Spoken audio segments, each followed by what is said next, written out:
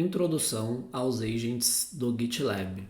A gente tem visto no mercado muito uso de chatbots, Generative AI, por exemplo, como o ChatGPT, e mais recentemente a gente tem visto a parte agora dos agentes, que basicamente têm autonomia para executar tarefas, para aprender e depois tomar alguma ação a partir daquilo. E a GitLab tem a parte de Agentic AI, que basicamente é responsável pelos agentes, por ter essa autonomia de trabalhar dentro dos nossos projetos. Eu vou trazer aqui um exemplo muito simples para a gente ver, ter essa introdução de como que é possível utilizar a parte de Agentic AI dentro do GitLab. Então, reparem que eu estou num projeto aqui chamado Tanuki Racing. Ele é um projeto da própria GitLab, usado para algumas finalidades. Eu basicamente fiz um fork aqui para a gente ter como base. É um projeto que já tem bastante código, um projeto ali em Ruby on Rails. E eu abri aqui a parte do Duo Chat. O que acontece? O Duo Chat, no momento, o que está já disponível no mercado, ele continua sendo só a parte de chat. E a parte de Agentic Mode, que você vê aqui embaixo, ele está em modo beta. Provavelmente, daqui a um tempo, quando ele for GA, quando ele estiver ali em produção, a gente vai ter apenas o modo Agentic, mas no momento eu tenho como fazer esse toggle aqui, fazer esse chaveamento para escolher a opção que eu quero utilizar. E eu vou dar um exemplo do mesmo comando com as duas versões, tá? Para a gente ver como que vai funcionar.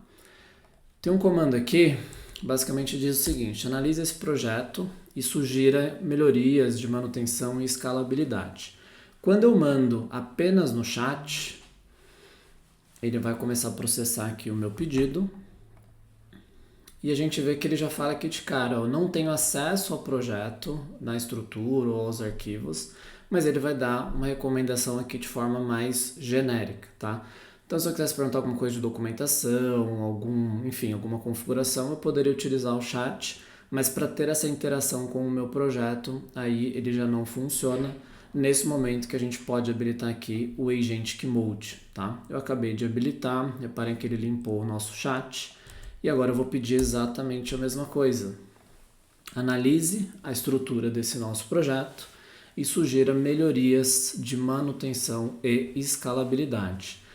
Agora que a gente está utilizando o modo de agentes, ele está basicamente vasculhando todo o nosso repositório, lendo os arquivos, os diretórios. Ele vai dizendo aqui, etapa a etapa, cada um dos arquivos que ele está fazendo a leitura. E aí, nesse caso, quanto maior o projeto, quanto mais arquivos tiver, provavelmente vai demorar um pouco mais, porque ele está tendo essa interatividade ali com o nosso projeto. Mas a gente pode esperar um pouquinho para que ele faça toda a leitura. Eu havia pausado o vídeo para ele terminar aqui e a gente também cortar um pouquinho da duração, mas reparem que ele está terminando agora de gerar aqui todas as sugestões, tá? Repara que ele ainda está escrevendo, mas basicamente aqui em cima, ele terminou de fazer a leitura. Aí ele trouxe pra gente a estrutura do projeto de uma forma visual, os principais issues ali que ele acabou detectando e as recomendações de melhorias, tá? Então aqui, com algumas preocupações ali de separação e modularização, parte de teste, camada aqui de database, enfim, várias melhorias que ele acabou trazendo. Tem aqui, ele detectou uns SQL injection. Então tem bastante coisa que ele trouxe de sugestão, inclusive trazendo uma prioridade. Então, se você quiser atuar nessas melhorias, o que seria ali num primeiro momento mais crítico, uma fase 2, fase 3. Então isso aqui é uma das funcionalidades que a gente consegue trabalhar com o modo de agente. E outra coisa que é interessante, que ele também consegue fazer, eu posso pedir para ele executar coisas. Eu quero criar um novo arquivo, eu quero alterar um código, eu quero fazer algum commit ali de alguma coisa específica. Entre outras funcionalidades que a parte de agente também tem, a gente consegue fazer. Para finalizar essa introdução, eu vou pedir para ele criar aqui uma parte bem simples. Eu vou pedir para ele adicionar instruções de configuração dessa aplicação aqui e documentação de API para um novo arquivo chamado setupmd em modelo Markdown, tá? Então eu quero que ele crie um arquivo, não existe aqui, setupmd. eu quero que ele crie esse arquivo com as instruções de setup do projeto e documentação também da API. Eu vou iniciar aqui o comando. Ele acabou de devolver aqui pra gente, ó. Deixa eu só subir um pouco aqui no chat e abrir ele aqui um pouco mais também. O que ele está dizendo? Ó, o arquivo que ele criou, né? E aí eu posso aqui embaixo dar um approve. Eu já vou clicar no approve para ele poder ir seguindo.